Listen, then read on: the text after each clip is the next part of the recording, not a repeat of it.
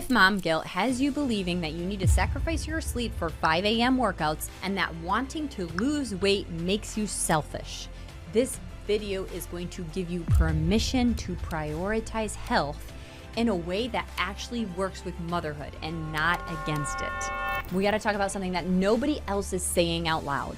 That voice in your head that whispers, good moms put their families first. Good moms don't need to worry about their appearance. Your body is amazing. You carried kids. You should just be happy with what you got. And you don't really need to worry about losing weight. But deep down, you are like actually burning to get back to how you looked before you carried kids. I've seen it in moms saying things like, my body's good. I feel selfish. I don't really need to lose weight right now, or I should just be grateful for my body. Give me kids. I don't have time to focus on myself. My kids need me. And like actually justifying why they should just not make time for themselves and get their body back because they feel selfish about it. But what if I told you that the guilt is actually what's keeping you stuck? Here's the lie that society has told us. Good mothers martyr themselves for their families, and you're supposed to handle everybody else's needs before you manage yourself. You're supposed to take care of everything in the house while everyone else relaxes. And whatever time's left over, you're supposed to be transforming your body and pulling it all back together. And what happens if you can't keep up with this impossible standard? Well, that's just proof that you're not dedicated enough, you're not disciplined enough, and frankly, you're not good enough. This is insane. Let me share something. Personally, 2 years ago, I was that mom. I thought wanting to lose weight was really shallow. I thought that taking time for my health was selfish. I believed that if I was truly a good mom, I would just completely bend over backwards serving my family, and I would never need anything for myself. So I tried to fit my health and fitness goals, my mental health around everybody else's needs. 5 a.m. workouts, they left me exhausted and resentful. Restrictive diets that made me irritable all day long. Exercise routines that required me to choose between working out and relaxing or spending time with my kids. Anyways, all of this stuff led me to feeling completely divided, and I failed at everything. I didn't lose weight. I wasn't a better mother. I wasn't more happy. I was more miserable, because here's what nobody tells you about life in general. You quite literally can't pour from an empty cup. And being the superhero and saving everybody else and being around for everybody else while never actually giving yourself permission to prioritize your own health is a big deal for us moms after we have babies.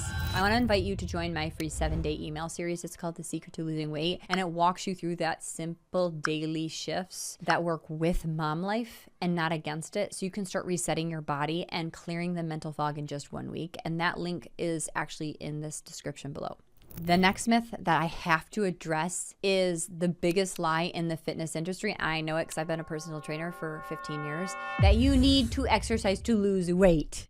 It's time to start to dive into how you're going to decide to pour into your cup, right? Because again, if you just go ahead and jump on the normal bandwagon of getting busy by getting into the gym, starting an intense lifting program, or getting 10,000 steps in, or trying to do cardio for an hour, you're going to burn yourself out. This is the moment that I say something very controversial that most people don't understand, because when they think of losing weight and pouring into their own self and filling their cup, they think, okay, well, I want my body back, so I have to go to the gym and work out.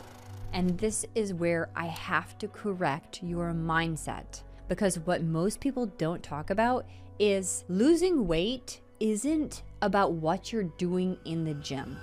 Losing weight actually matters more about what you're doing in the kitchen and the level of stress and grind that's constantly on your plate. So I suggest something completely off the kilter here, where you actually consider what your body needs.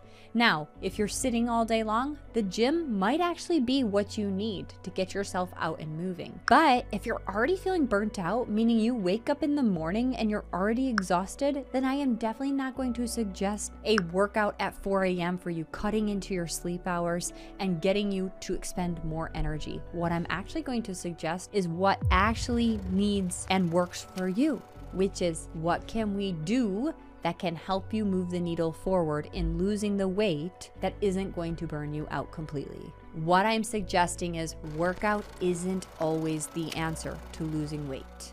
Think about it like this. You could totally go to the gym and do an hour of an intense training workout and burn 600 calories in that hour. Or you could actually start to make little swaps in your kitchen that starts to cut back on your calories and increase the nutrients that your body is receiving, and make a bigger shift in your basal metabolic rate by making these changes instead of putting more on your plate by getting to the gym when you also have children.